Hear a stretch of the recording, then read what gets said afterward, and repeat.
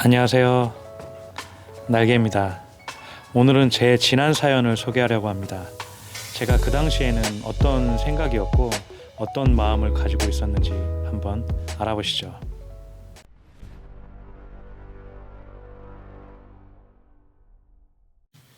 저는 유튜브보다 블로그를 더 오랜 기간 했어요.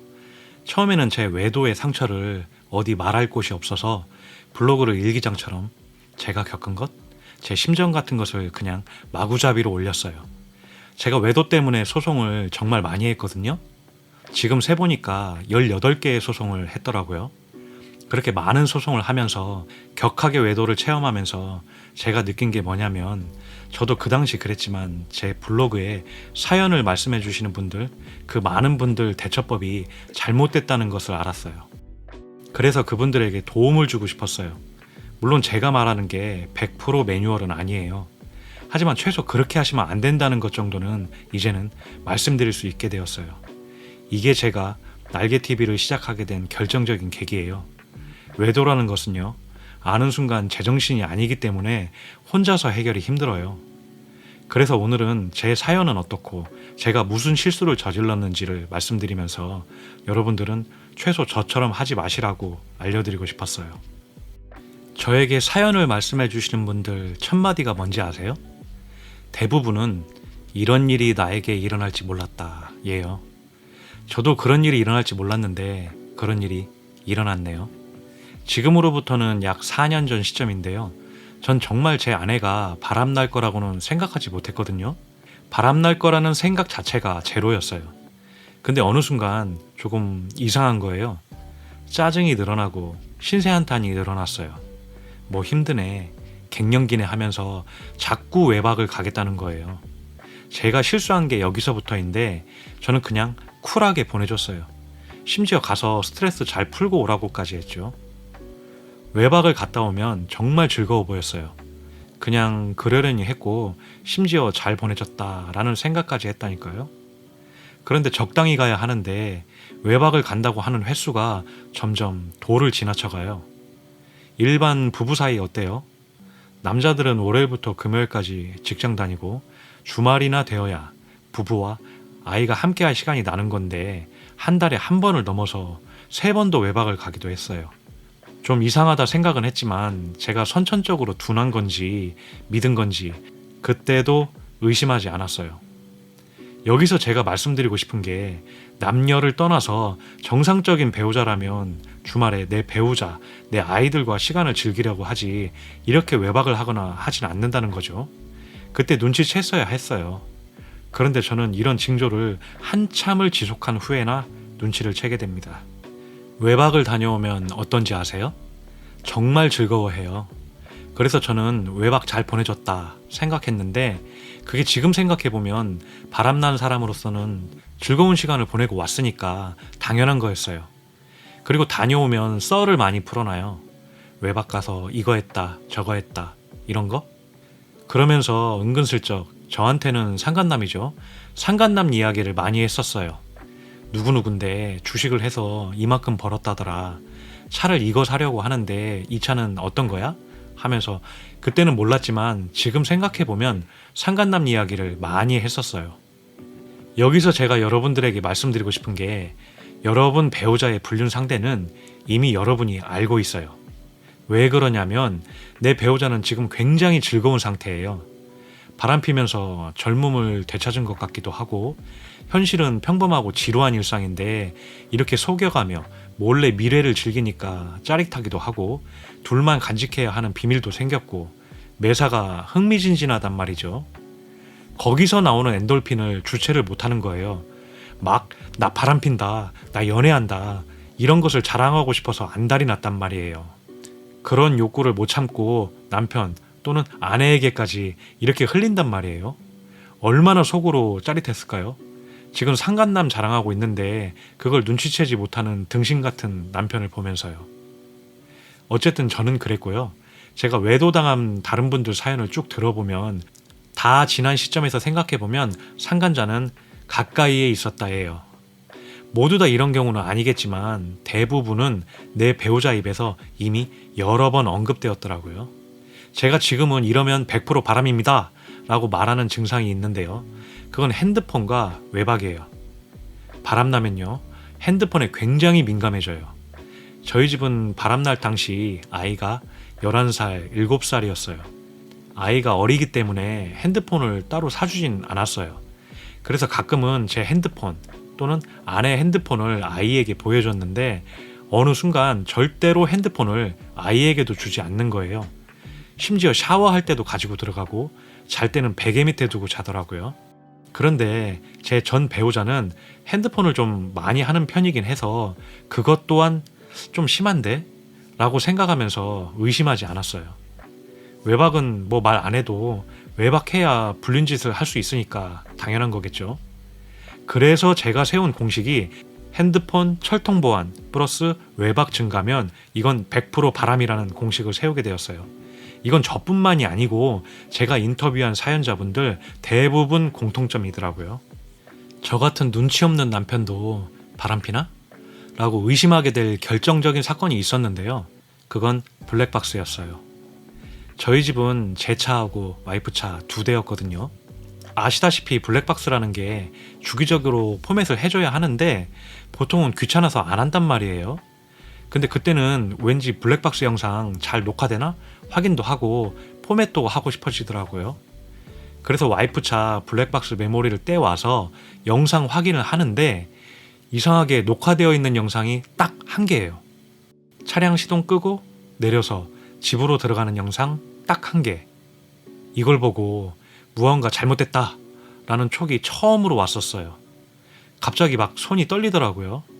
그래서 제가 포맷을 다시 하고 아무 영상이 없는 메모리를 차에 끼워 놓았어요. 그런데 그 다음 날도 다다음 날도 매일같이 영상 딱 1개만 찍히더라고요.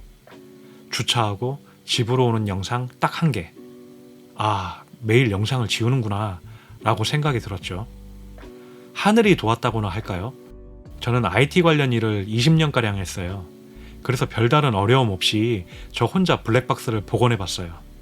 도대체 무엇을 감추고 싶은 게 있어서 매일 영상을 지우는 걸까 떨리는 마음으로 복원을 해봤어요.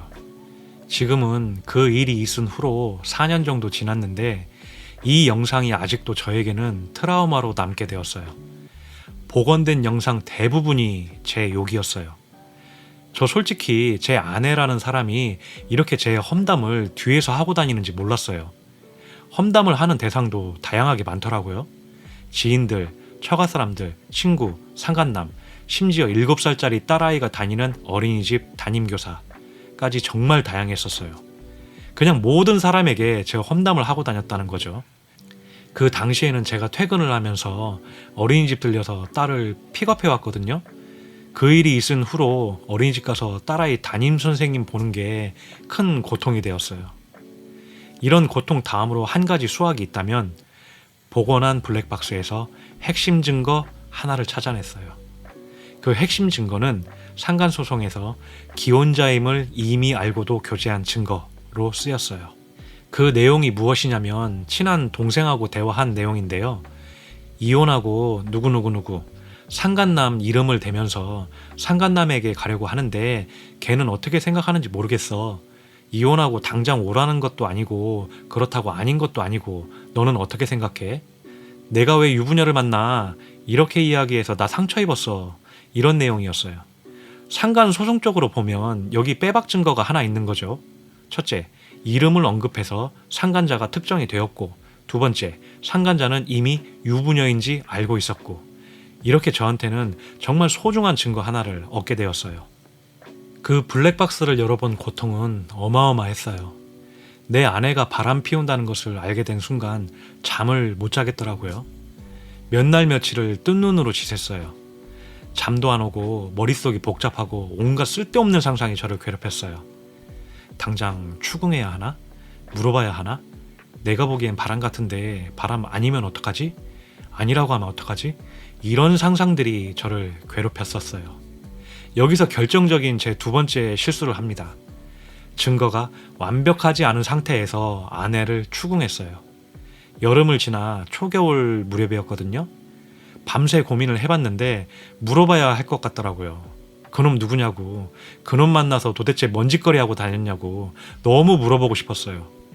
그러면 잘못했다, 이제는 안 그럴게, 이렇게 나올 줄 알았던 거죠. 지금 생각해보면 그때 포커페이스를 깼으면 안 됐어요. 완벽한 증거를 잡아서 소송하고 나서 추궁을 했어야 했는데 제 인내심이 거기까지 못 갔던 거예요. 추궁을 했더니 어떤지 아세요? 딱 제가 아는 것까지만 인정하더라고요. 그냥 아무 일 아닌 것처럼 이야기를 하더라고요. 몇 시간을 그렇게 심각한 대화를 했어요. 핸드폰 까보라고 했죠. 절대 안 까더라고요. 그래서 어쩔 수 없이 상간자 이름을 말했어요. 그랬더니 조금 놀라는 눈치더라고요. 협박도 했어요. 너 이런 식으로 나오면 나 이 영상 들고 처갓집 가서 자초지종을 설명 듣겠다 라고요. 그렇게 몇 시간 만에 핸드폰 잠금이 해제됐어요. 제일 먼저 카톡을 봤죠. 역시나 거기에 있었어요. 봄부터 한 번도 나가지 않은 대화방에 참 많은 이야기가 있었어요. 사랑해, 보고 싶어. 그것도 동갑내기한테 존댓말로. 완전 충격이었죠. 제 두 눈으로 바람을 확인하는 순간이었어요. 근데 그거보다 더 충격은 저에게 있어 정말 예쁘고 소중한 아이들인데 그 카톡만 보면 아내하고 상간남이 엄마, 아빠같이 일상을 공유하고 있더라고요. 누가 제 아이들의 부모인지 모를 만큼요. 여기서 제가 결정적인 실수를 또 합니다. 이때 증거를 다 캡처해놨어야 해요. 근데 그러지 않고 흥분감에 당장 이 새끼 전화번호를 대라고 했죠. 결론은 전화번호 모른다는 것을 알려주게 되었고 그건 절대로 안 알려주더라고요. 달래도 안 되고 협박도 안 되더라고요. 자기가 알아서 정리하겠다고 하더라고요. 그걸 또 등신같이 믿었어요. 아무 증거 남기지 않고 아내가 정리하겠다는 말을 믿고 말았어요. 지금 생각하면 이게 제일 땅을 치고 후회되는 일이에요. 바람난 배우자들은요, 스스로 바람을 끊어내지 못해요. 바람이라는 게 굉장히 강렬한 중독이라서 한 번 바람나면 본인 아내, 남편은 물론이고 애도 버리고 나가는 게 바람이거든요. 근데 등신같이 스스로 정리하겠다는 말을 또 믿어버렸어요. 이런 제 결정적인 실수 때문에 이후 고난의 길이 시작됩니다. 상간소송할 증거도 확보되지 않았고 또 포커페이스를 깨버려서 이제는 더 이상 증거 잡기가 어려워졌죠. 이 사건 이후로 저와 아이들은 고통의 구렁텅이에 빠지게 돼요. 오늘의 이야기는 제 개인적인 이야기이긴 해도 요약해보자면 저 같은 실수를 하지 말라는 거예요. 이건 제가 지금 막 바람을 접한 분들에게 꼭 전해드리고 싶은 말이에요. 첫째, 핸드폰 철통 보안에 안 하던 짓 하면 바람을 일단 의심해라. 둘째, 완벽한 외도 증거가 모일 때까지 절대적으로 포커페이스 해라. 셋째, 바람은 스스로 못 끊어낸다. 쳐내야 한다. 이건 공식입니다. 저와 같은 과오를 범하지 마시길 정말 부탁드릴게요. 이야기가 길어져서 오늘의 이야기는 여기까지 하고요. 차차 하나씩 제 썰을 풀어볼까 합니다. 뭐 자랑할 게 있어서 이런 이야기를 하나 싶겠지만 이렇게 제 지난 아픔을 복귀해서 이야기하는 건 저와 같은 전철을 밟지 말라는 마음이었어요. 그리고 지금 막 외도를 접한 분들에게 방법을 알려드리고 싶었어요.